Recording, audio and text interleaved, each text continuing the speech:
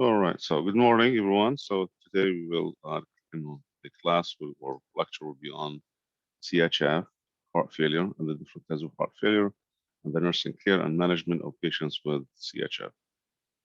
And so the first thing we will start with the definitions and terminology and etiology, some pathophysiology, briefly on explaining the disease process. What are the manifestations if you have, the chance or like an opportunity at this hospital to take care of patients with CHF? Like manifestations, signs and symptoms, symptomatology that you have seen prominent and that will be distinctive for CHF. You see that this patient is, is a heart failure, so they presented with the following signs and symptoms. You I know mean we have like too many types. There are too many. I'll go over the different types of heart failure. But just in general, when you say heart failure, what manifestations come to your mind, or things that you can recall from clinical? like fluid buildup in the lungs? So pulmonary edema, which is reflected in patients' crackles and lung sounds, and that's a complication from. So that's one of the complications. But when we say heart failure and presentation of heart failures, like signs and symptoms, current before getting into the complications of heart failure.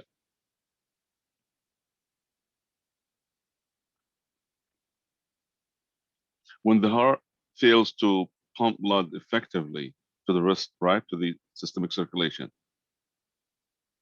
what happens? You would get lowered. What those called? I forgot. Ejection fraction? Lowered ejection fraction and lowered.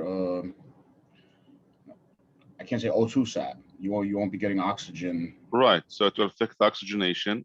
So that's if you see right heart failure, oxygenation and less blood ejected, and we have left and right. So with the left side, patients will experience more of the pulmonary kind of symptoms, dyspnea, orthopnea, paroxysmal nocturnal dyspnea, especially at nighttime. If it's the right side, then we have less blood emptied into the right atria, so you will have more blood retained in the venous system. So right side, it's presented with edema and lower extremity splitting edema, right? And hepatomegaly and more blood retained and stagnant in the venous system because less blood is retained, coming back to the right atria through the inferior and superior vena cava. Left side, it's connected directly to the lungs, so that's why you see more of the pulmonary signs and symptoms, especially with difficult breathing and dyspnea. So first of all, the heart failure, it's because we perceive or look at the heart as a pump. So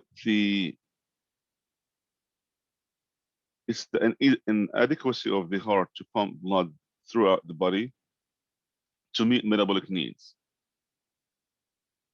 So it will result in decreased perfusion to the body tissues, especially the vital organs, and most likely that will be affecting the nutrients and oxygen. Since vital nutrient and oxygen will not be delivered and perfused to the vital organs and other tissues. Now, the causes of the heart failure, we have there are too many factors or etiologies. The first list of the etiologies or causes will be under what is called the myocardial injury or other chemotherapeutic agents, and we list under that category like alcohol use, cocaine, even cardiac diseases like rheumatoid fever, viral myocarditis, a medication called adriamycin, and chronic. Another category would be like chronic pressure overload, like aortic stenosis, one of them. Patients who have long-standing hypertension, mitral regurgitation, which is valve, cardiac valvular heart disease. So even dysrhythmias, chronic tachyarrhythmias or bradyarrhythmias can result or lead to heart failure. So the causes of chronic heart failure can result from ischemia, hypertension, valvular disease, which is like aortic stenosis, mitral regurgitation, and I said also the alcohol abuse, cocaine abuse, and also you can add to that thyrotoxicosis. These are just in general the causes of chronic heart failure. Thyrotoxicosis, which is when the patients have been diagnosed or has diagnosis of hyperthyroidism. So as we classify, because there are too many classifications of heart failure, one of them is that right versus left side heart failure, and then we have something called high output heart failure. Let's start with the high out.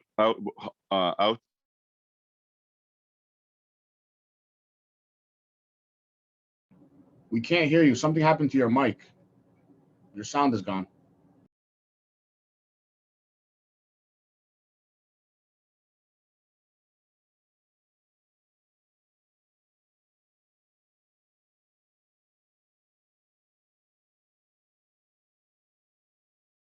No, I still can't hear you. I see you talking, but I can't hear you.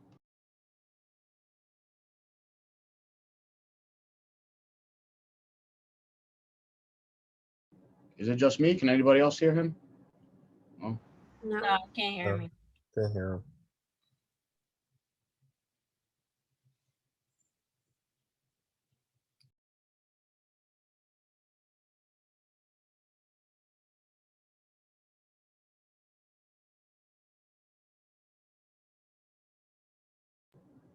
Maybe your mic died. Do you have a wireless microphone? Or maybe it died. I think so. I'm not sure.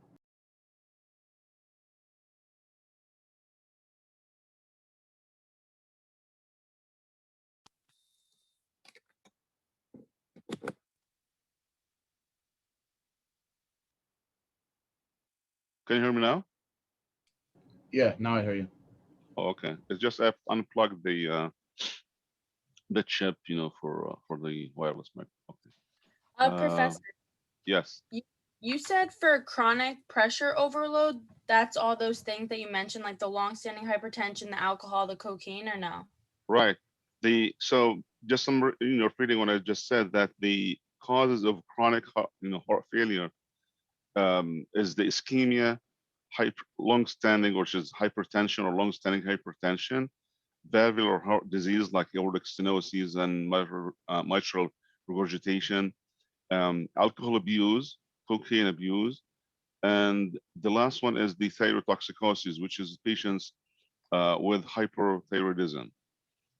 Now, we said that we have different classifications of heart failure. One of the classifications is left, right, and the high output. The high output, which is always connected with diseases or disease processes which involve the hypermetabolism. When there is an increased rate of metabolism, those patients will eventually develop the high output heart failure. It doesn't, occur like, in a day or two. It takes, a while to develop. But for an example of that would be like, chronic anemia, because there is a high metabolism, then the anemia, that would be a reason. Second is that patients with hyperthyroidism, third cause would be like fever, septicemia and fever. So that's would result in high output heart failure. It doesn't mean that the ejection fraction or the cardiac output will be consistently high. If at the beginning of the disease process, it will be high to meet that demand of the hypermetabolism, and then eventually the heart cannot maintain or cannot continue with that high output or with the increased cardiac output. So that's why it will fail. So, and then we have right and left side. The left side heart failure eventually result or lead to right side. So the patient will have like both sides failed, and that's the trend. And in large number of patients with heart failure, they start with left side, and then they eventually progress to the, because of the hemodynamic of the nature of the cardiovascular system, it will result in the right side. And then the right side heart failure of the patient just starts with the right side heart failure.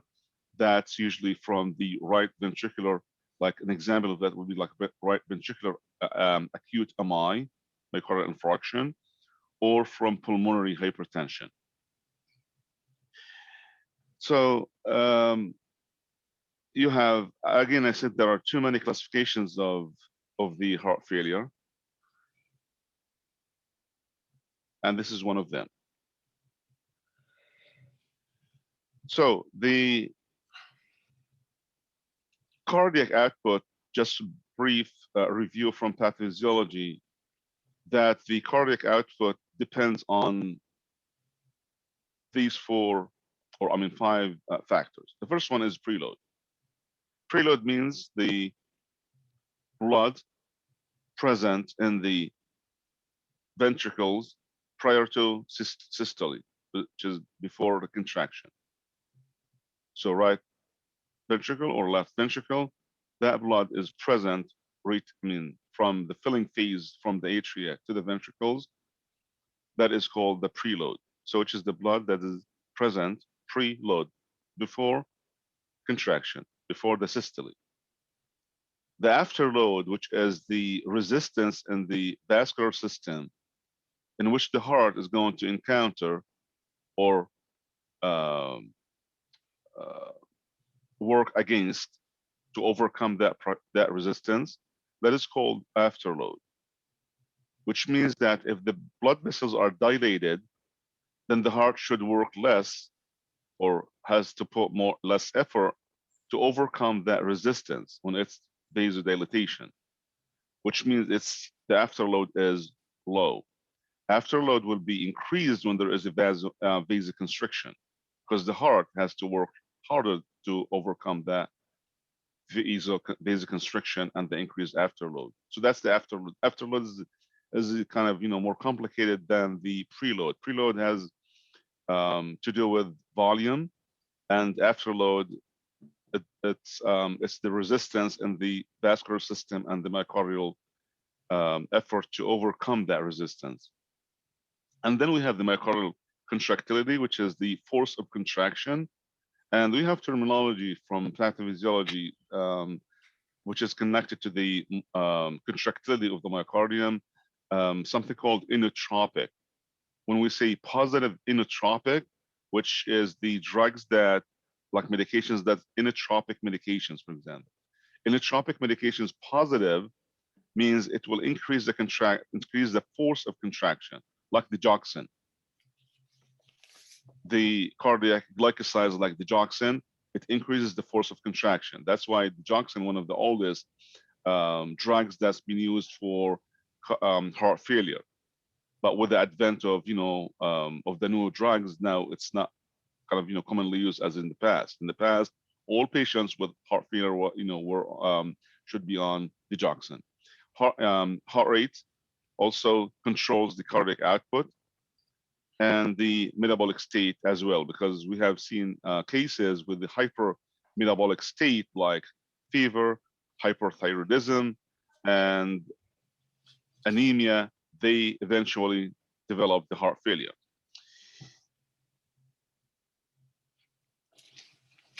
So the different types, so all of these are risk factors. The different types of congestive heart failure are acute or chronic. And we listed some of the etiologies for the chronic ones.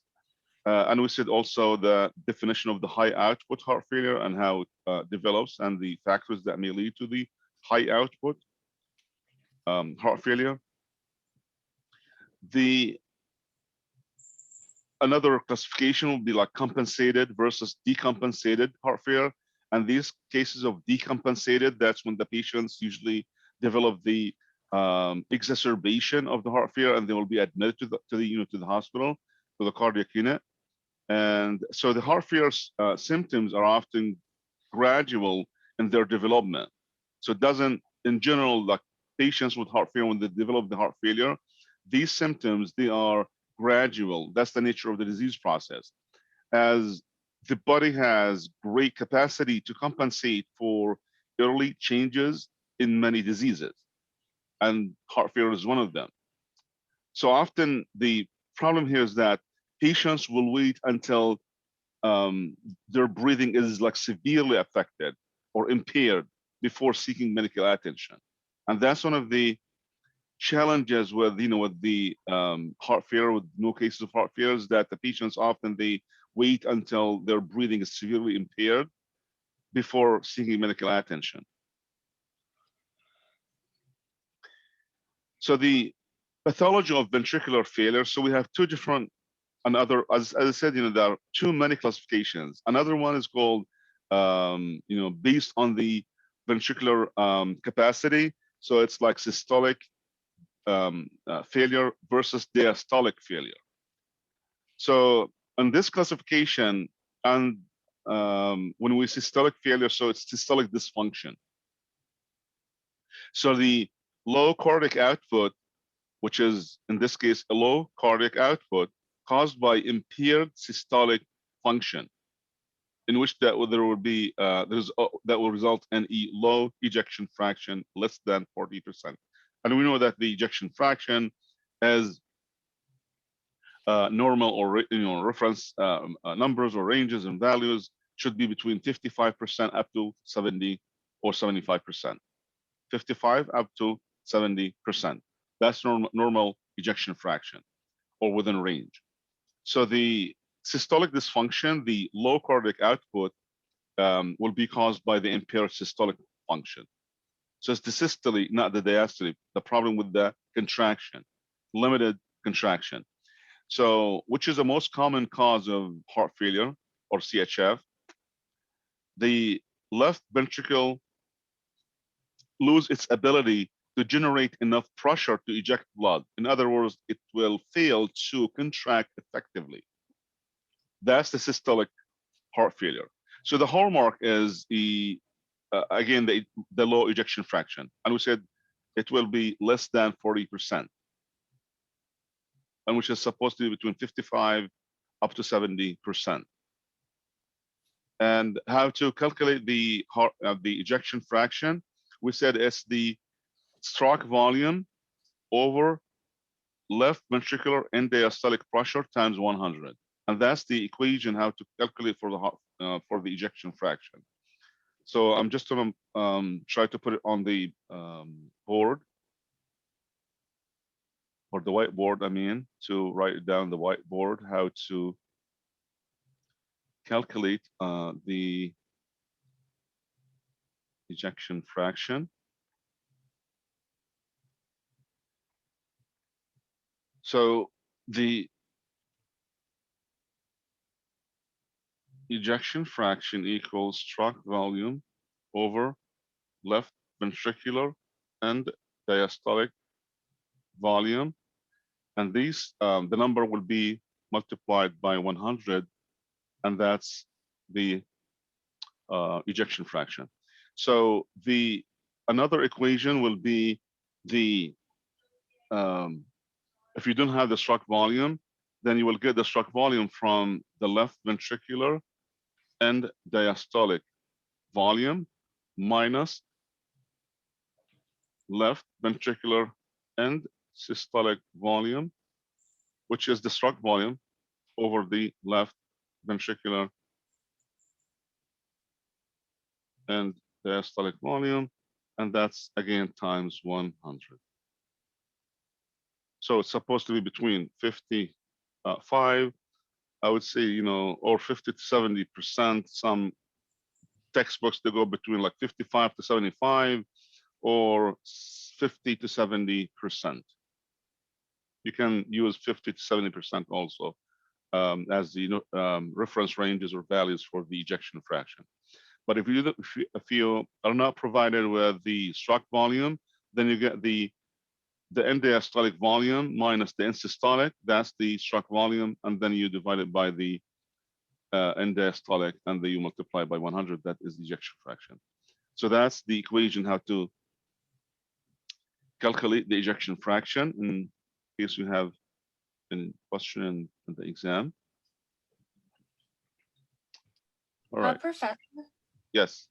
for the systolic failure, you said the left ventricles lose what? I forget what you said. The left ventricle loses the ability to generate enough pressure to eject blood, which means it will fail to contract effectively, or which is the systole, which is contraction, to eject blood to the systemic circulation. You got it? Yeah, thank you. All right.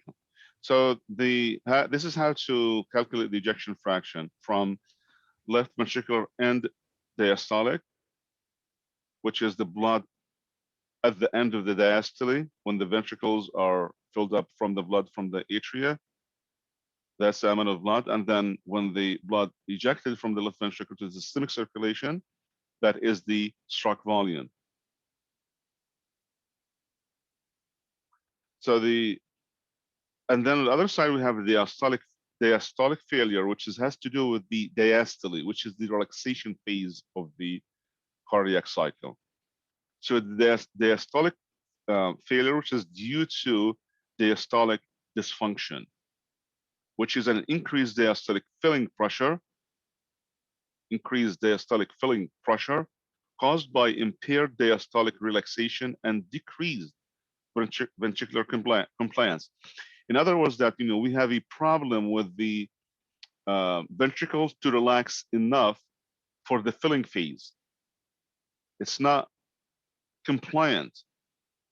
Compliance here means like you can think of compliance of the ventricles like elasticity, able to expand, able to relax enough to fill, to accept blood and to receive blood from the atria. So it's the diastolic phase. So it's the increased diastolic filling pressure caused by the impaired diastolic relaxation and decreased ventricular compliance. But the ejection fraction will be preserved over 40. It doesn't like drop or go less than 40%. It will stay between like 40 to 50%. So the diastolic failure, again, they will preserve at least a ejection fraction between 40 to 50%, but the systolic, it'll drop less than 40. Now with the diastolic failure, it's an impaired ability of the ventricle to fill blood during the diastole, during the relaxation phase, diastolic phase. Fail to relax, fail to be compliant, first fail to expand enough to fill the blood from the atria. So usually it's the result of the left ventricular hypertrophy. So patients with the left ventricular hypertrophy, they are more prone to develop the diastolic dysfunction or diastolic heart failure. Or patients with pulmonary hypertension. I'm sorry, congestion, not hypertension. Pulmonary congestion. So they would have a fairly normal or ejection fraction between 40 to 50%. In other cases, you will find patients with mixed systolic and diastolic dysfunction. Dr. Mickey? Yes. So in diastolic failure, does the heart get thicker because it's working more? No, it's not getting thicker. No, that's the resultant, the diastolic failure is the resultant effect or disease from the left ventricular hypertrophy. Okay. Yeah, because I see on the slide that it says that thick heart walls are signs of diastolic failure. Usually it's the result of the left ventricular hypertrophy. Okay. Yeah, it's the result of. So the heart failure, it fails because of um, the left ventricular hypertrophy. So heart failure is a resultant disease or effect from the hypertrophy of the left ventricle. Um, okay, and the slide shows Dr. Miki, one more- differences. Yes, so what leads to the thinning of the heart in systolic? thickening, not thinning. The thinning, yeah. What leads to the thinning Which of, one? for systolic failure? Systolic? No, I did not mention anything about it has to do with the force of contraction, contractility problem. That's systolic contraction. So don't mind like the picture that is on the slide. I'm sorry? Because on the picture on the slide, it says that thinning of the heart is a sign of systolic. That's why I was asking. Let me just go back to the slide.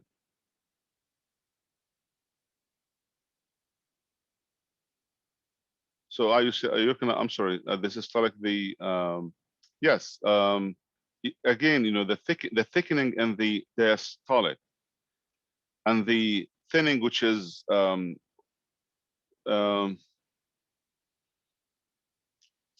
thin heart, the wall of the myocardium will result in decreased contractility. Diastole, it's more a thickening of the myocardium will result in decreased compliance.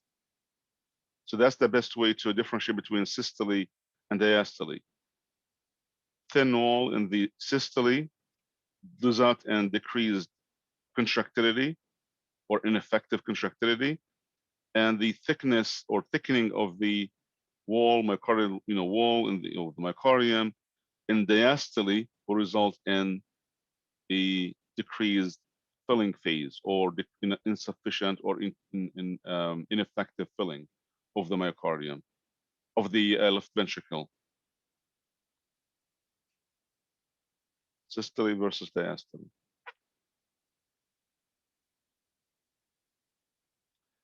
So there's also another terminology called cardiac remodeling, and which is the changes to the heart due to the increased cardiac load, like preload and afterload, which will lead to the cardiac dysfunction. And we'll go over some of the medications that which will prevent or even reverse that remodeling phase of the myocardium. Next is the compensatory mechanism, and from pathophysiology we have the sympathetic nervous system stimulation with epi and and norepi, which is catecholamines, how they're going to affect the myocardium, and the RAS system, the activation of the renin-angiotensin aldosterone system, and we have a BMP, brain natriuretic peptide, ADH hormone, endothelium, which is the endothelium, which is a vasoconstrictor that is usually released from the stretched myocardium. So myocardial tissue, and it's stretched, is going to release more endothelium, endothelin, and that endothelin is a vasoconstrictor.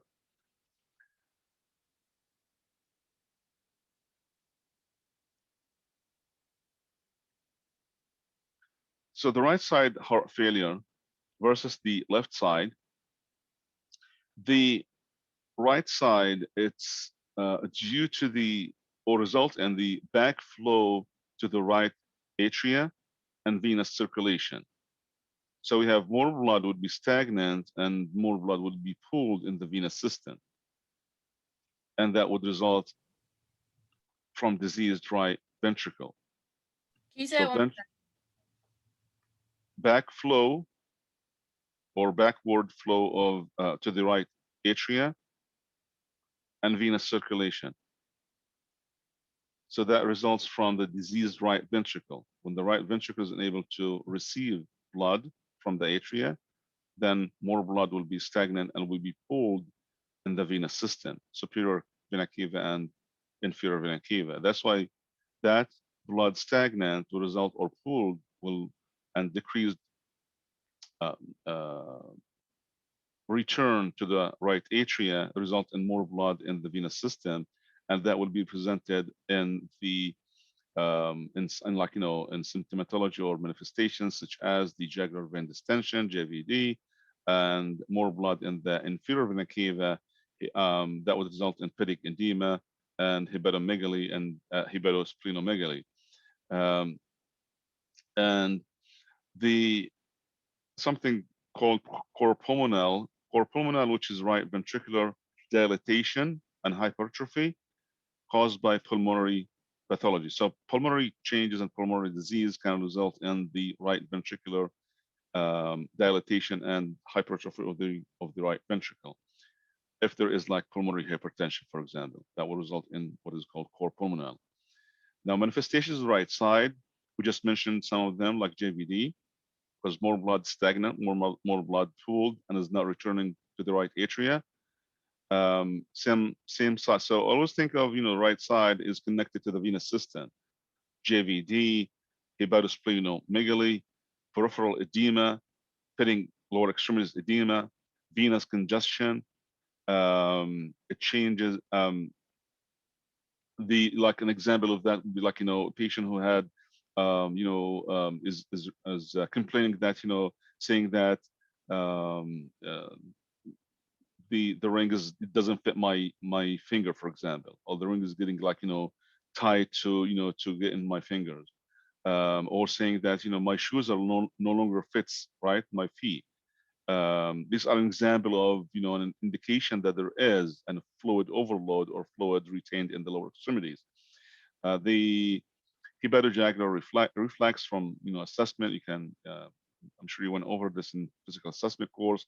Ascites, another indication there is a blood also stagnant or pooled in the venous system, and as we said that dependent edema, and mostly that rely on the most reliable or determinant or indicator of the fluid gain or loss, which is the weight.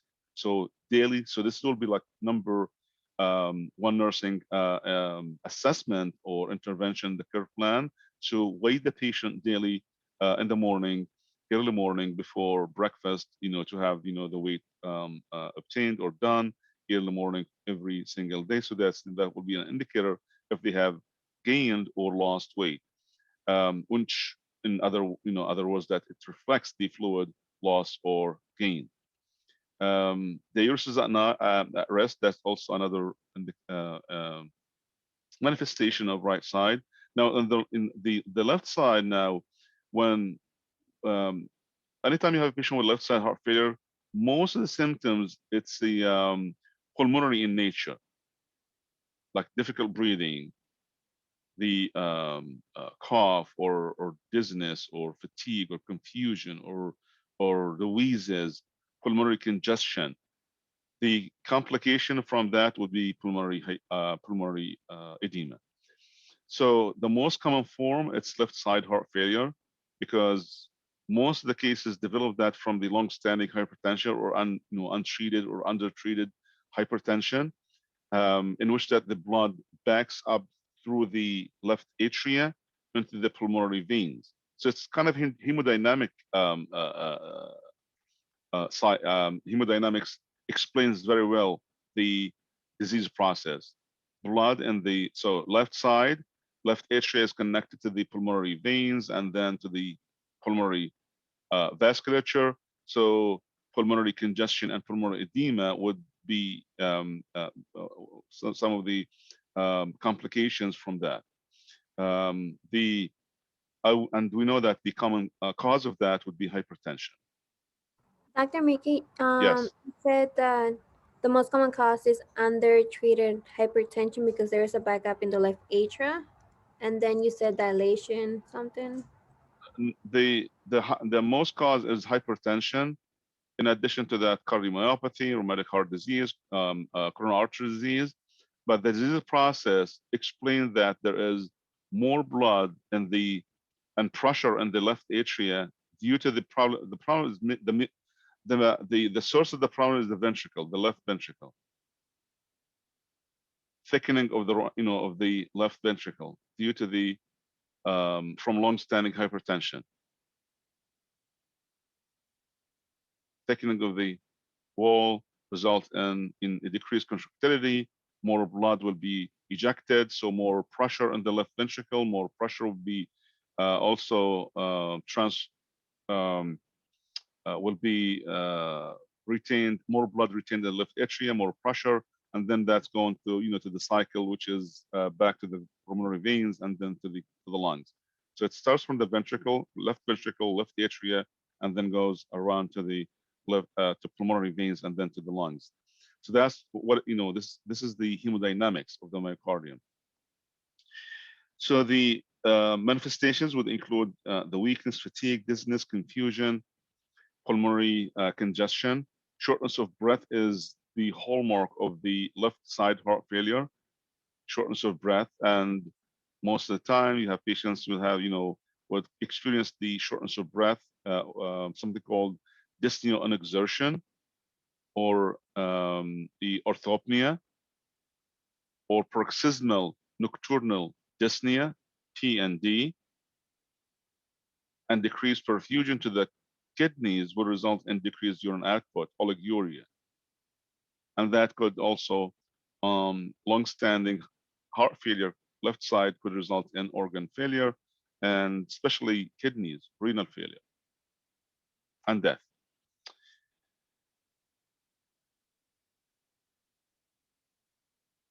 I have a question. Sorry. For the right-sided heart failure, you said that more blood is pulled in the venous system, and then yes, where does the stasis happen? Or I forget and what the you said. venous system and the veins. Oh, okay. That's why you have JVD, hepatomegaly, abdominal distension, blood retained in the lower extremities, pitting edema, all of that, that's from the pooling of blood in the venous system. So right side, always think of, blood in the veins pooled or, retained, not coming back to the right atria. And then on the left side, it's more of the pulmonary in nature, like connected. The left side is connected directly to the lungs. So you will see some symptoms that are respiratory or pulmonary in nature. Cough, shortness of breath, orthopnea, dyspnea on exertion, paroxysmal nocturnal dyspnea, oliguria, from the decreased perfusion to the lung, to the kidneys. So these are some the clinical manifestations we just mentioned earlier. And when the patient developed the pulmonary edema, these are some symptoms of the pulmonary edema, especially the tachypnea and the severe dyspnea.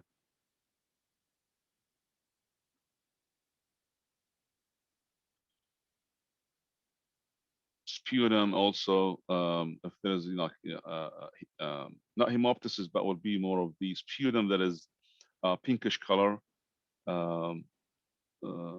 fatigue, tachycardia, edema, nocturnia. All of these are signs and symptoms of the acute heart failure. Behavioral changes like the become confused, restless, decreased attention span. Skin changes like the dusky red, reddish appearance, or their face like dusk face, or reddish colored face. That redness from the difficulty of taking their breath, and that from the chronic dyspnea.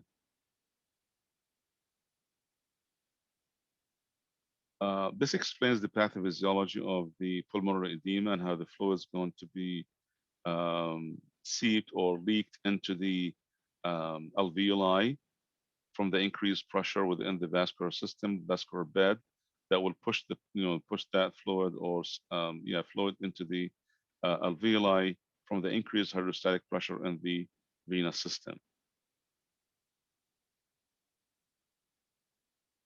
Classifications. This is one of the most common classifications which professionals they refer to when they treat patients.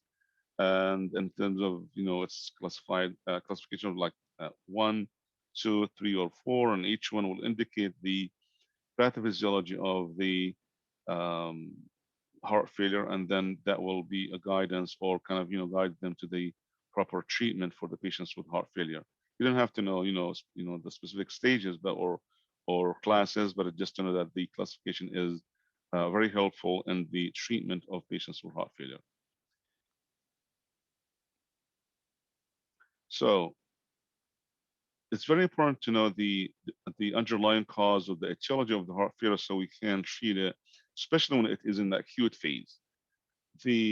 So they will start with, in addition to the physical examination, the chest X-ray, the EKG, hemodynamic, which is mostly would be done in the CCU or in the cardiac catheterization, echo, stress testing, cardiac catheterization, ejection fraction. All these are the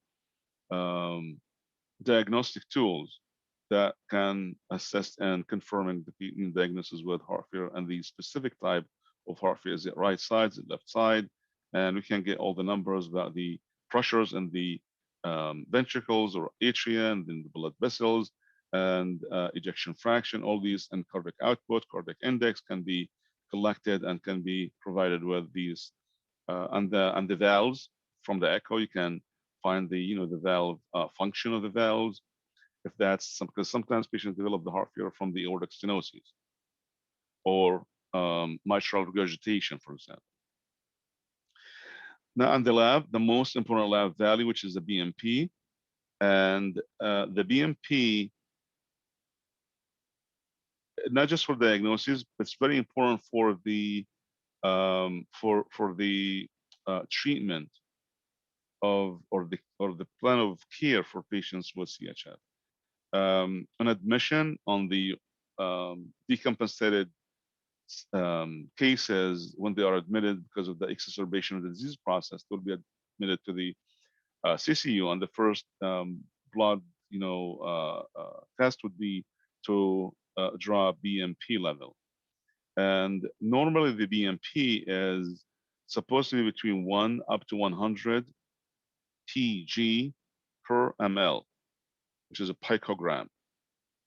And the picogram is a very tiny, small kind of, measure. So it's 1 nanogram equal 1,000 picogram pg. So the BMP, it's normally supposed to be between 1 up to 100 pg per ml, picogram per milliliter. So you will find that the patients with who has experienced the exacerbation or what is called the decompensated heart failure, and they are admitted to the CCU, their BMP will be extremely high, or like hundreds, and sometimes even I have seen cases with thousands of BMP.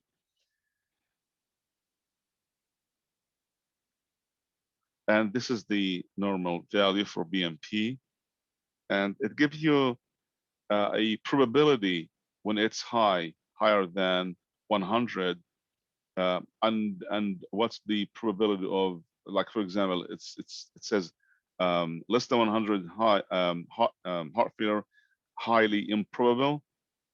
100 to 500, it's probable, and then highly probable when it's for over 500. But most of the cases, you'll find that patients during the decompensated heart failure states, or when they have that exacerbation of the disease process, that their BMP will extremely high, and again will be in if not over 500, will be thousands. So the BMP elevates in response to decreased cardiac output or in response to the fluid overload. BMP, there is some gender differences, that the BMP increases with age, first of all. So the age, with age, slightly will be elevated with age. And gender differences will be higher in women than men, slightly higher in women than men. And that's kind of, the normal variation. So it increases with age and is higher in women than men. And then it's, we said that it will elevate in response to the decreased cardiac output or fluid overload. And also it will elevate in patients with atrial dysrhythmias and patients with renal disease. So we have to take into considerations as we review the values of BMP values or results, to take into considerations all these differences or expected differences in reference to or related to the either aging or gender or dysrhythmias. Dr. Miki, you said Yes. atrial dysrhythmias, decreased cardiac output, and then you said renal failure. Yeah, renal disease. Yeah.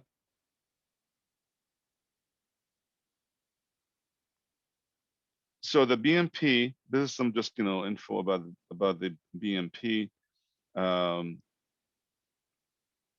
That in terms of the pathophysiology of the hormone and the processes, how it works in terms of it will result in natriuresis, which is the release of the fluids with sodium. So it will release the sodium through the kidneys. It will activate the RAS system. I'm sorry, it will inhibit the RAS system, and it results in vasodilation. So there's a drug or medication that's called Natricor, based on which is synthetic BMP, which is synthetic BMP, which is one of the drugs that has been very effective to treat patients with heart failure, especially with that decompensated scenarios. And the Natricor, so that's the Nestertide, I'm sorry, which is Natricor. That's the synthetic preparation or sterile preparation of the human BMP, and it's approved by the FDA to treat patients with decompensated CHF. And it's been very effective, and that's there is a special or specific protocol at St. Joe's, and the whole hospitals, they have certain protocols to how to first of all how to prescribe in terms of the dosage and the frequency and the rate of the infusion, and also about the lab work. So it's kind of quite extensive or very comprehensive when it comes to Natricor. And so it's only administered in the specialty units like CCU. The Natricor, the main hemodynamic effects of the Nestertide or the Natricor, we just call it Natricor from now on, that it will reduce the pulmonary artery wedge pressure. So the pressure on the pulmonary artery would be decreased, and the PAWP or PAOP, which is pulmonary artery occlusion pressure, it's the same as pulmonary artery wedge pressure, is the same. We will go over this, hemodynamic parameter in adult L3 as part of the hemodynamics. But for now, that just know that just think of pressure within the pulmonary artery that will reduce that pressure. And also, the Natricor will increase the cardiac output so it has that feature of that increase in the cardiac output without increasing the consumption or the need for oxygen. So the myocardium doesn't need more oxygen to increase the cardiac output, or the dysrhythmia. It doesn't result in dysrhythmia. So two things: Natricor will reduce the pulmonary artery wedge pressure. Second, it will increase the cardiac output without increasing the myocardial oxygen consumption or the occurrence of dysrhythmias. So Natricor, Can you say that one more time? Like yeah, the yeah, increased cardiac it will reduce the pulmonary artery wedge pressure, PAWP, and it will increase the cardiac output without increasing the myocardial oxygen consumption or the occurrence of dysrhythmias. And we don't use Natricor for for days or weeks. I'll talk about specific protocol or specific synopsis from the protocol about the use of Natricor. It's a very effective, but as we have to be very careful when how to prescribe how to use it. So it is used for short-term treatment of acute decompensated heart failure. We didn't use it for any type of heart failure. It has to be like decompensated heart failure, which is like an exacerbation scenario, acute decompensated heart failure. So the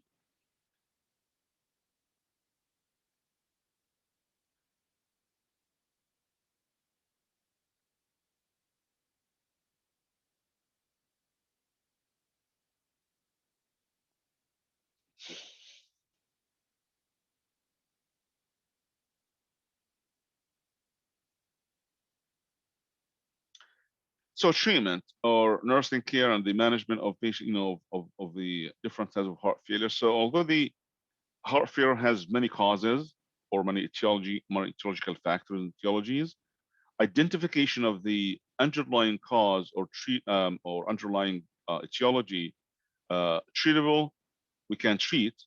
So like say like cocaine abuse, for example, or alcohol abuse. That's identified cause for the heart failure. So identification of the underlying treatable or reversible cause or causes of the disease is essential, because if you identify the the cause of the etiology of the heart failure and you control that factor or that etiology, that for the most part is going to be reversible.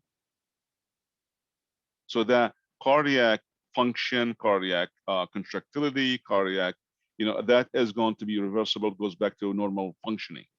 So for example, the heart failure that's related to the heart failure related to tachycardia or alcohol consumption or viral myocarditis, or these are identified factors. So that heart failure can be, maybe reversible once we remove the inciting factor, right? So, but let's say in patients with underlying multi-vessel atherosclerotic coronary artery, like with CAD, patients with coronary artery disease, and multi-vessel, not one vessel, multi-vessel CAD, coronary artery disease. They have stenosis in like right coronary artery and stenosis in the left anterior descending, another stenosis or occlusion in the circumflex, like 3-vessel atherosclerotic CAD and stenosis in 3 major coronary arteries. So in these patients, they will have low ejection fraction. We recommend for those, for these scenarios, what is called revascularization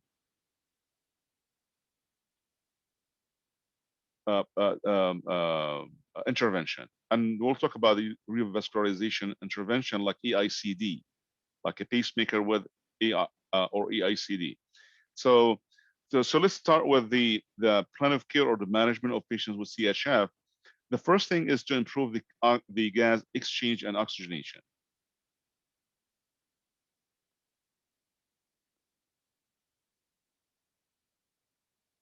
And the interventions would include, we said, the nitroprusside is one of them, intravenous, because nitroprusside will control the blood pressure. At the same time, it will correct the oxygenation. Natricor is another one, which is drug we're going to cover in a few minutes. Talk about the protocol or how to things that to remember when we administer the NUR341. We have also to decrease the pulmonary congestion. And you can do that with Lasix or furosemide will help. Improve the cardiac output, and the cardiac output will be improved by decreasing the venous return, which is the preload. Positioning the patient high Fowler's position would help. So by gravity, you can decrease the venous return. The dietary recommendation would be for those patients to be on 2 grams of sodium diet and to weigh them daily, same time each day, and wear the same type of clothing each day or in the morning to wear the same type of clothing. So we have to control all the factors that may kind of affect the weight and have a valid, reliable measures. Ricky, you said we put the patient in a high Fowler's position? Yes. Drug therapy, diuretics. We know that patients with heart failure, they develop the pulmonary congestion, so that's what we'll give them the to increase diuresis with the furosemide or spironolactone, but mostly would be furosemide. Improving cardiac output to decrease. We said to decrease. First of all, we can decrease the venous return, in addition to other measures to decrease the afterload. In other words, that you want to decrease the resistance in the vascular system to decrease the cardiac effort to overcome that resistance by decreasing the pulmonary congestion. The nitroprusside also as a vasodilator, the PRIDE, the ACE inhibitors and the ARBs, which is angiotensin receptor blockers, the ACE inhibitors like enalapril, captopril, ARBs like valsartan, losartan, and the irbesartan, which is all ends with the suffix of sartan. We know that they are ARBs. So the ACE and the pril, which is the ACE, and ARBs, both classification of drugs that are very effective in patients with heart failure because they meant to decrease the afterload. The BMP hormone or peptide, which is the NUR341, usually it's given first of all, it's given intravenous bolus over 60 seconds. Then after that bolus, it's followed by continuous IV infusion, and the IV infusion for NUR341, so bolus for 60 seconds, then followed by continuous infusion, IV infusion for up to, when I say up to, which means that should not exceed the 48 hours. So the NUR341 is meant to be prescribed and administered for patients with acute decompensated heart failure, not for any patient with heart failure or any type of heart failure. It has to be acute, has to be diagnosed as acute decompensated heart failure. It's similar like patients with exacerbation of COPD, for example. So it's like an exacerbation of CHF. So it should be bolus for over 60 seconds, followed by continuous IV infusion, but not to exceed the 48 hours. And you always need the second, a separate line, IV line. Always have to administer it via separate IV line. Do not use the same line was been used for other IVs or other medications, or because the drug is incompatible with most of the other drugs. And we have to monitor the patient's blood pressure. And we know that the BMP is going to increase after the administration, but we know that it's okay because the patient is receiving the drug, and that's why the patient's BMP is going to be elevated. It's not pathologic. It is healthy because we administered the drug, so it will help with the decompensation or decompensated heart failure. status. The drugs, there is a new combination of drugs in the book. Yes, question? Doctor, yeah. So you said that the BMP will be elevated. Will it stay elevated or just for like a few minutes to hours after administration? Well, just is connected to the drug. So once the patient on the drug, it will be elevated. Once it's, we stop, then it will drop, go back to normal. So it's just when you see the BMP is elevated, you have to find out if the patient is receiving NUR341, but it's associated with the NUR341 administration. The new combination of or a newer combination of drug, which is the sacubitril, which is with the valsartan, which is two drugs combined in one tablet. It's very effective in decompensate. In all different types of heart failure. Together these medications, these drugs, they will increase the BMP while suppressing the RAS system. So again, the BMP is kind of a little complicated kind of phenomena. It's not always the BMP elevation is always pathological. It has to be connected with, if that's connected with the drug therapy, that's fine, because BMP is a health, it's known to to be a healthy kind of hormone. But but disease, when it's diseased by the disease process results in increased BMP, that's pathological. But when it's connected to the drug, that is not. That's healthy. So together, these two drugs, the combination of these two drugs, they will increase BMP while it will suppress, which in other words, it will inhibit the RAS system, which is the main function of the BMP, the natural human BMP. It's used in place on ACE inhibitor or the ARB and should not be given within 36 hours of last dose of the ARB. So the ARB, so if the patient has received the ARB, it should not be given within 36 hours after the last dose of ARB, or in patients with history of angioedema. Patients with angioedema, because remember that the ACE inhibitors and the ARB, they result in angioedema. So it is used. So this combination, that's a new drug or new combination of these two components. It is used in place on an ACE or ARB, and should not be given within 36 hours of last dose of ARB or in patients with history of angioedema. What they found from this, from the trials, or from clinical trials, from about this combination, is that demonstrated a reduction in death and hospitalization in patients with chronic, especially class 2 and class 4 of heart failure with decreased ejection fraction. So those patients from the class 2 and class number 4, remember that classification?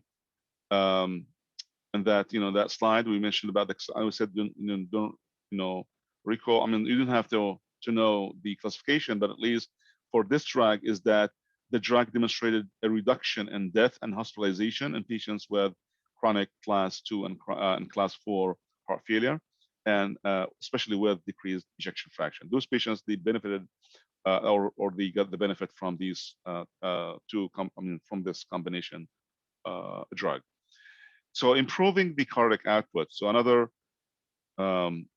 layer, or another line of management, or things should be done within the plan of care for patients with heart failure, is to increase the contractility of the myocardium. In other words, that we need to give inotropic medication. When you say increase contractility of the myocardium, especially you talk about the left ventricle, you need the inotropic medication. And we have positive and we have negative inotropic meds. The inotropic drugs like dopamine or the Butrex, we have Primacor. All these are beta blockers, beta blockers also, it will enhance contractility. Digitalis, which is one of the oldest, and still some patients will take with digoxin. So digitalis, and we have to be very careful because digitalis, it will, our patients on digoxin, they may develop digoxin toxicity if they are, concurrently taking the Lasix, for example, or taking any potassium losing diuretic for like furosemide, Lasix. So digoxin toxicity and signs of that would include GI. Always remember the GI symptoms like anorexia, nausea, in addition to the fatigue, altered mental status, visual discoloration or visual disturbances. And that's mostly would result when the potassium level drops less than 3.5. So hypokalemia triggers the digoxin toxicity. That's the link. Patients on Lasix, they will develop, if they are not, ready, we have to put them on potassium supplement to prevent hypokalemia. But if they develop hypokalemia, they already on or taking the digoxin, they might, they may develop the toxicity due to that hypokalemia. So that's why we have to be careful when, so patients who are on digoxin, we have to do two things: digoxin level. I would say like every 3 months, every 6 months, and then digoxin level should not exceed 0.5 and not higher than 1.2. Any digoxin level, blood level, plasma digoxin level that exceeds 2.0, that's considered as toxicity, as toxic level. That could result in dysrhythmias and in addition to all these symptoms that I mentioned earlier about the anorexia, nausea, and vomiting, and fatigue, and altered mental status, and visual disturbances or discoloration. To decrease the fatigue and weakness, and here are some of the interventions that can be done.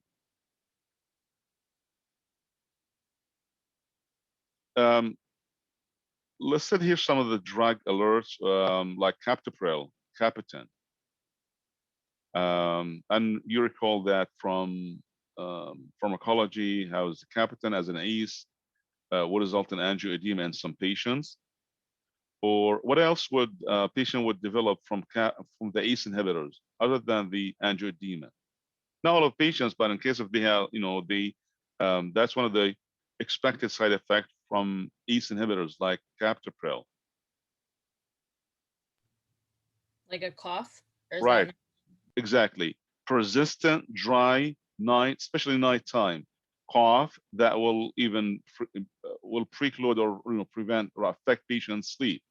So so we have to switch patient or change the drug for the patient if the patient develop that type of reaction or adverse effect.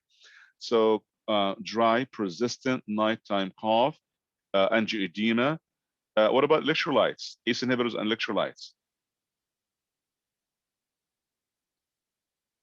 especially potassium. Oh, is it elevated? Yes, hyperkalemia. And we have carvedilol. I know that this is the beta blocker, lol, but the carvedilol and the labetalol, these two drugs, the only two drugs, labetalol and carvedilol, correct. These are the only two drugs that block or inhibit the alpha and beta receptor. Alpha and beta receptors will be blocked by these two. The only two drugs available that will block both receptors is carvedilol and the labetalol.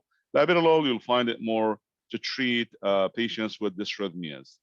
Carvedilol will be given for mostly with with heart failure, with CHF, in addition to hypertension. So it's antihypertensive and also is very effective in patients with CHF as a resultant complication from long-standing hypertension. Mickey, Yes. you said the carvedilol and which other medication? Labetalol. Labetalol. But it's not listed here, right? No. Okay. So I'll go back. Yeah, refer to your pharmacology class. So overdosage with the carvedilol can produce profound bradycardia, hypotension, bronchospasm, and in some scenarios may lead to cardiogenic shock. Can you say that again? Sorry. Yeah, Bradycard. profound, yeah, bradycardia, hypotension, bronchospasm, and in some cases, a cardiogenic shock. So we have to obtain a standing blood pressure 1 hour after dosing to assess tolerance.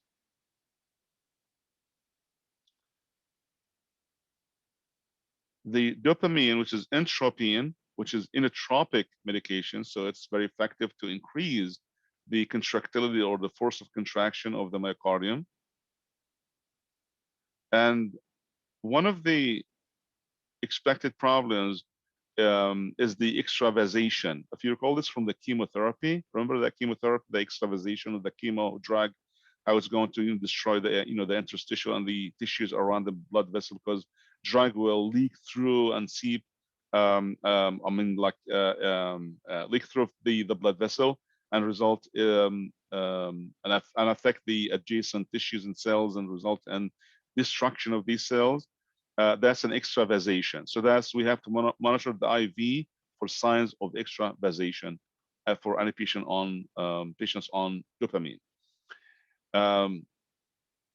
because that could result in sloughing and necrosis and sloughing of the tissues due to that extravasation of the drug. And high doses of dopamine can produce ventricular dysrhythmias. You will have two different types of drugs, one called dopamine and the other one is called dobutamine. Dobutamine and dopamine. Both are, I would say, the same. Like dobutamine is called Debutrex, but dobutamine, both of them, they are inotropic medications, which will increase the force of contraction of the myocardium. But the dobutamine, which is Debutrex, it's more, would increase the perfusion to the kidneys. The kidney perfusion will be improved significantly from the dobutamine, not from the dopamine. So for patients with renal impairment, renal problems, or we anticipate renal dysfunction from the cardiac disease like heart failure, and to prevent the renal dysfunction or renal problem, then dobutamine will be better than the dopamine, because dobutamine or Debutrex, it will improve the cardiac plus increase perfusion to the kidneys, or kidney renal perfusion will be improved. Prevent pulmonary edema, which you'll find more details in the group presentation. That's one of the presentations this semester. It's on pulmonary edema. Anxiety, like drugs like you can give morphine, can give even the vasodilators and the ACE inhibitors that will help also patients, because once the cardiac function improves, that will reduce the anxiety as well. Professor, yes. for the slide before that, you were talking about alpha and beta, but I don't know what you said about it. Yeah, the carvedilol. Yeah. Carvedilol, it blocks both receptors. In addition to, there's another medication, only 2 meds available that can inhibit or block these 2 receptors: the carvedilol, Coreg, and the labetalol. 2 meds. Okay, thanks. Yeah. Like for example, carvedilol comes in very small dosage. The highest dosage of carvedilol is 25 milligrams. This patient usually take 12.5. If not on 25, will be on 12.5 or 6.125 milligrams. So the other non-surgical interventions for patients with heart failure would be the continuous positive airway pressure, which is the like a CPAP, continuous positive airway pressure, and that will be recommended for specific scenarios, like patients with OSA, which is obstructive sleep apnea, and that's to improve the cardiac output and the ejection fraction. Another modality would be for it's called the cardiac resynchronization therapy.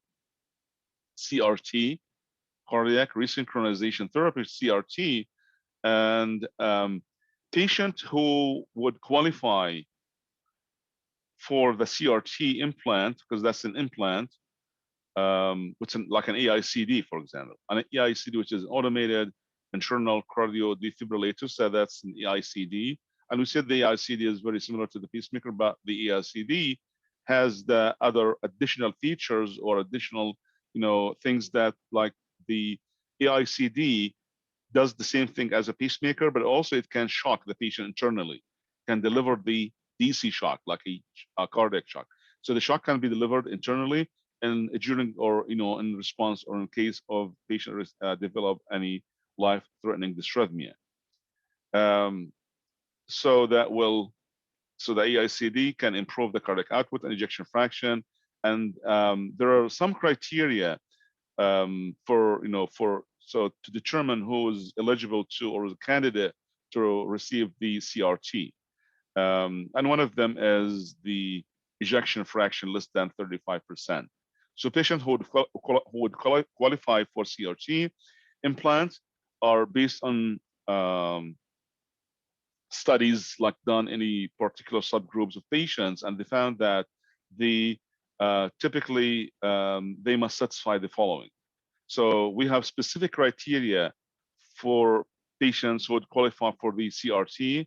So first of all, the ejection fraction less than 35%, and the presence or the evidence of asynchronous left ventricular and right ventricular contraction with left bundle branch block. So certain types of dysrhythmias on the 12-lead EKG has to be present to qualify the patient with with this device, like left ventricular, left bundle branch block, and other criteria. It's just, they're the most important ones. The first one is the ejection fraction less than 35%, and then the evidence of the left bundle branch block. The last intervention is still under investigation and under the continuous studies, and in which that the this treatment will replace the damaged genes with normal or modified genes. And they said it's could be by like injections of growth factor into the left ventricle.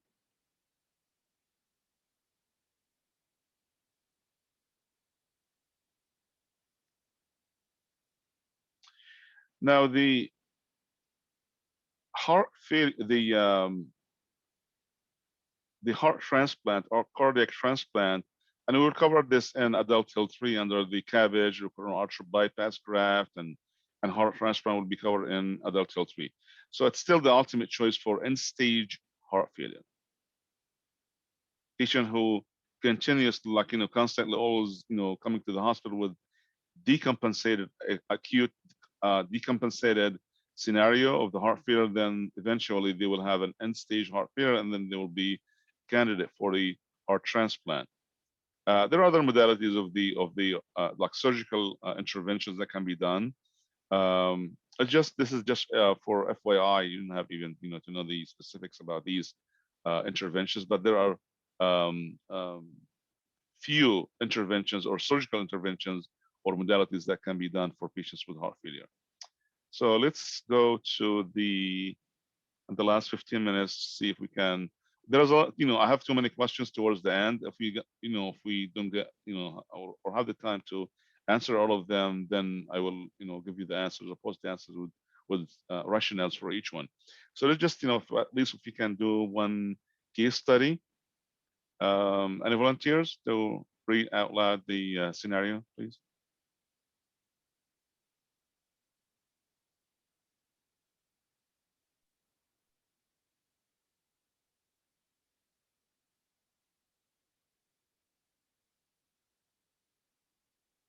Yeah, I can do it.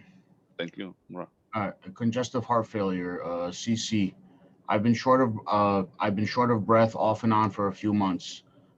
Vital signs: respiratory 18 breaths per minute, blood pressure 142/92, pulse 78, temperature 97, HPI. 54-year-old man, 54-year-old man with a history of hypertension for the last 5 years, presents to the ambulatory care center with intermittent episodes of dyspnea. These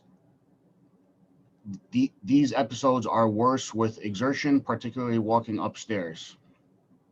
ROS, no chest pain, no palpitation, no syncope, occasional orthopnea, and paroxysmal nocturnal dyspnea. PE, cardiovascular, no JVD, 2/6 murmur at apex radiating to axilla, S4 gallop extremities, +2 pitting edema.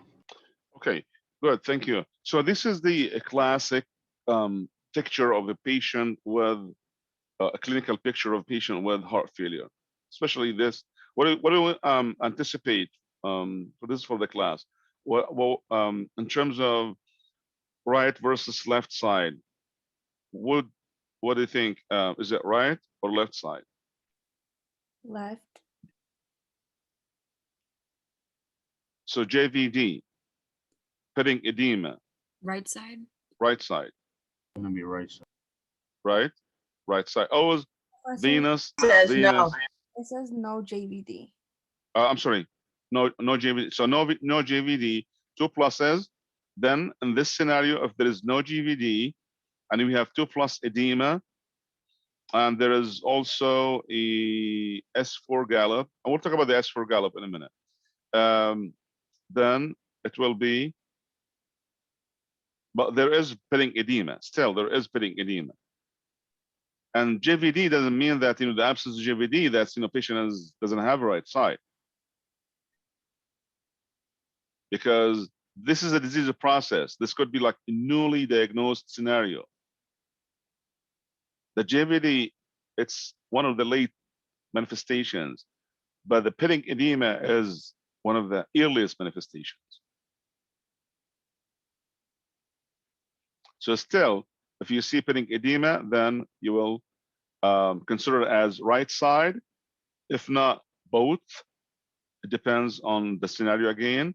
The manifestations, it's gonna, it doesn't like, the patient with the heart failure is progressive disease. They will be presented with certain manifestations, and eventually that will increase. So it says here, or occasional orthopnea and paroxysmal nocturnal dyspnea. This one, or this manifestation, is consistent with Left side. left side, and the pitting edema with the right side. So could be that this patient is experiencing both, like we say, right and left side heart failure. So let's see what type of questions we have on this scenario.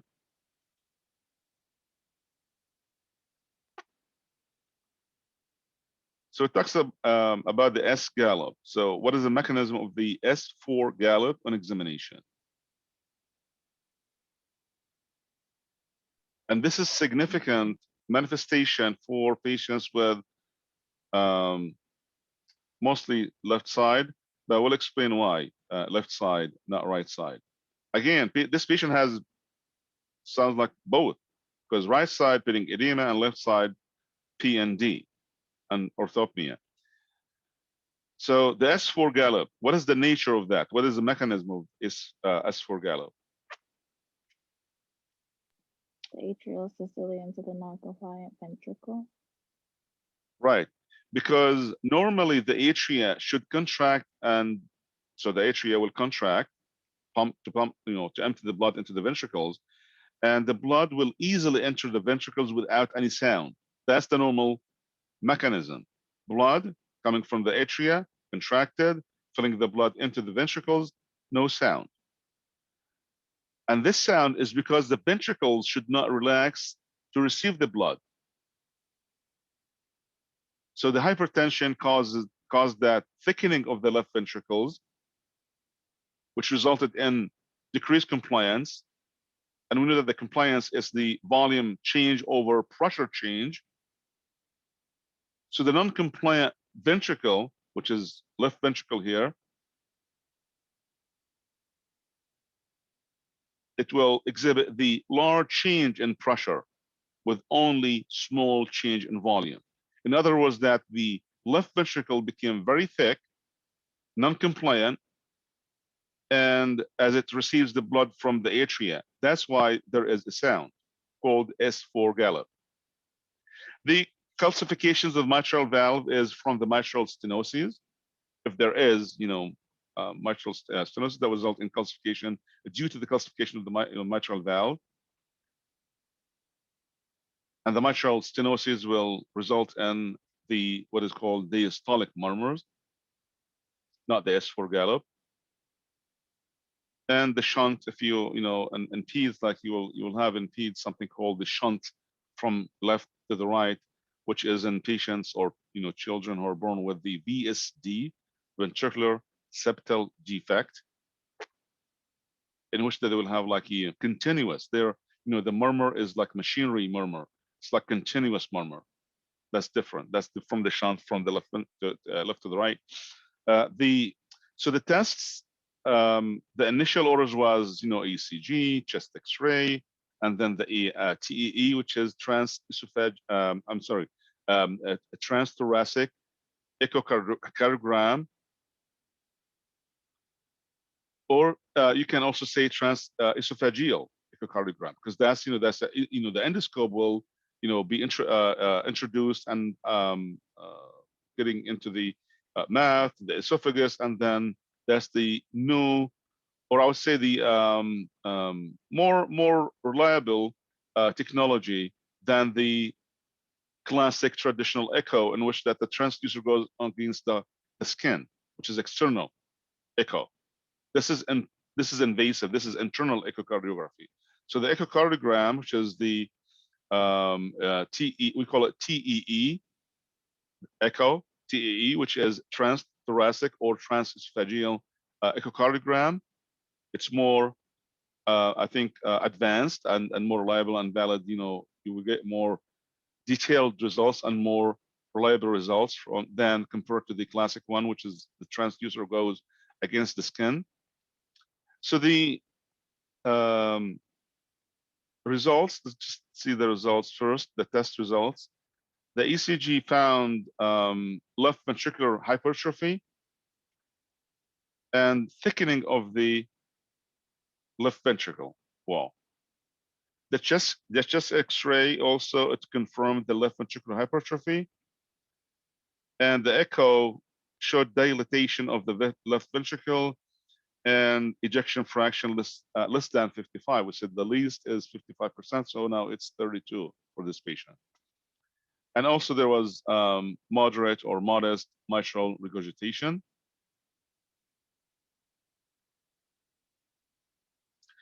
So when it comes to diagnosis patients are differentiating between or differential diagnosis patient between systolic versus diastolic dysfunction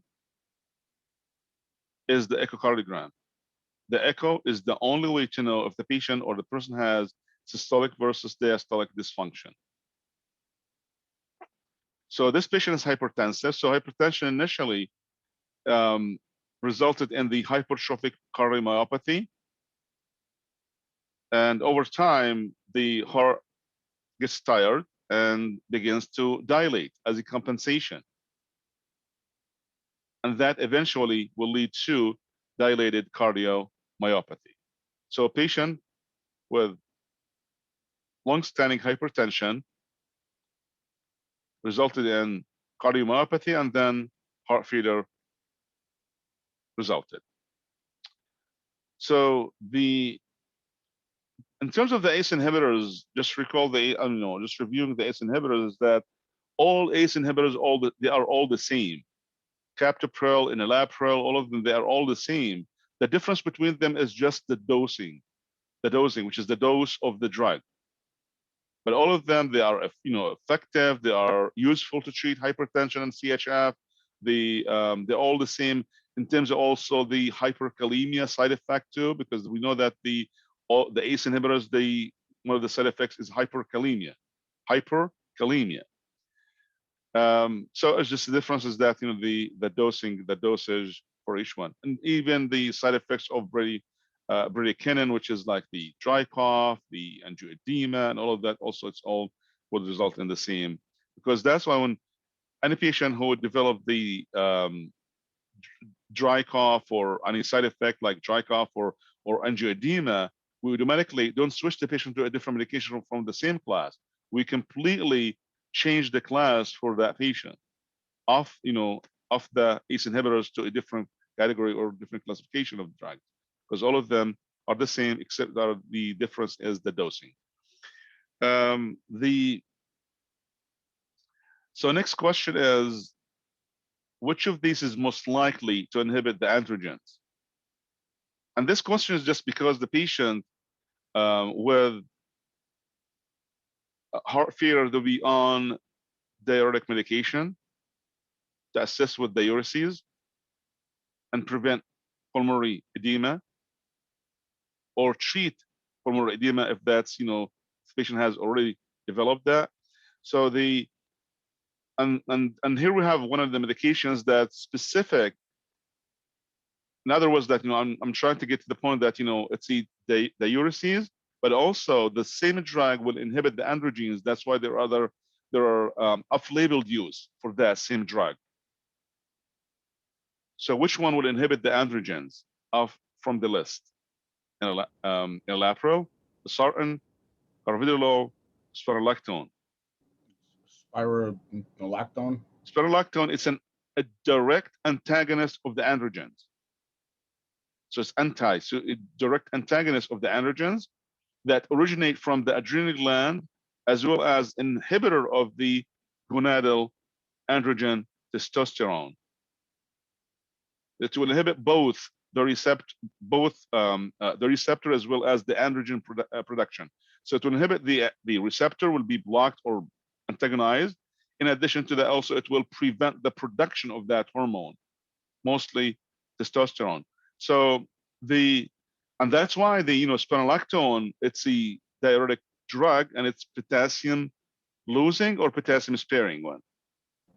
Potassium sparing. Right. So patients on spironolactone, they tend to have if not maintained, potassium level, it could also result in, if they are already on, like for an example of that would be patient on spironolactone and concurrently taking also ACE inhibitors, right? If you give that patient spironolactone and ACE, you will eventually expect patient will to develop the hyperkalemia, because both drugs retain potassium, spare potassium. So the off-label use, because of that mechanism of action of the inhibition to the androgens, that's why the spironolactone is being used or effective. In other words, that has specific therapeutic effect in patients. Women like to treat women with acne, for example, hirsutism, and different forms or patterns of hair loss. Spironolactone, it has other off-label uses, specific therapeutic indications to inhibit the androgens in women with acne, hirsutism, and hair loss.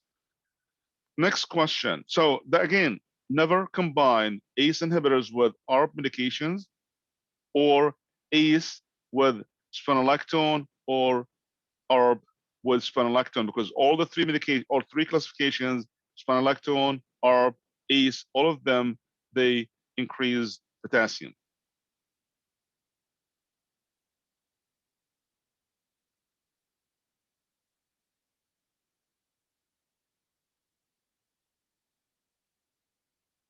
So the vast majority of the cases of CHF are controlled with ACE inhibitors, beta blockers, spironolactone, diuretics, and digoxin. Not necessarily that all of the patients should be on all of these classifications or drugs at the same time, but these are the most effective drugs to treat patients with CHF: ACE, inhibitors, beta blockers, spironolactone, diuretics in general, any drug that will cause diuresis, and digoxin.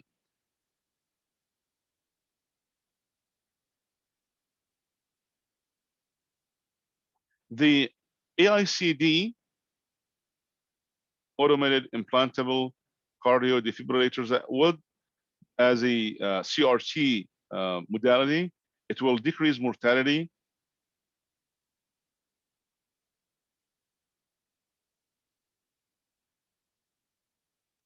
So next question is,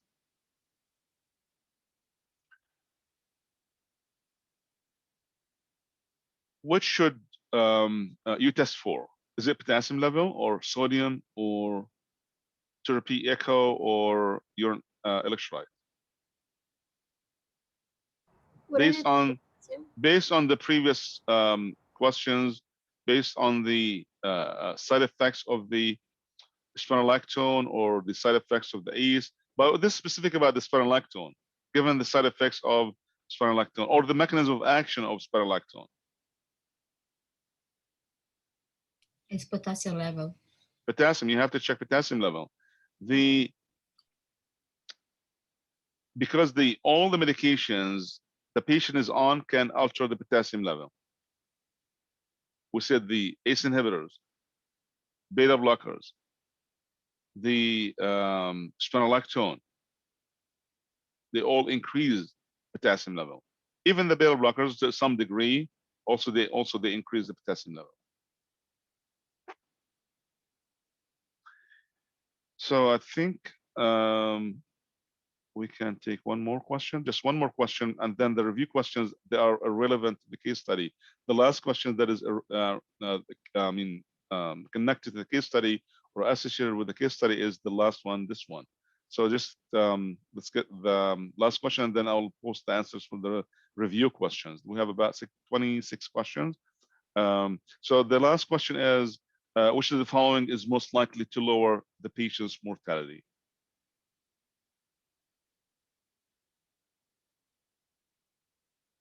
I would say B, digoxin, maybe. Actually, the metoprolol, because what they found is that the beta blockers, they lower mortality in systolic dysfunction, and the effect of the beta blockers, they are useful, as we know, for the CHF, like metoprolol, carvedilol. Digoxin, it hasn't proven, or they didn't see any result of the lowering the mortality in patients with CHF from digoxin. So it doesn't lower. So the only one would be more effective to lower the mortality was, it's just based on research studies, is the beta blockers, which is metoprolol. The loop diuretic like furosemide would be used to decrease fluid overload, as we know, to decrease the fluid overload, but they do not lower mortality compared to the beta blockers. So I think I will stop, and because you have another class to go to.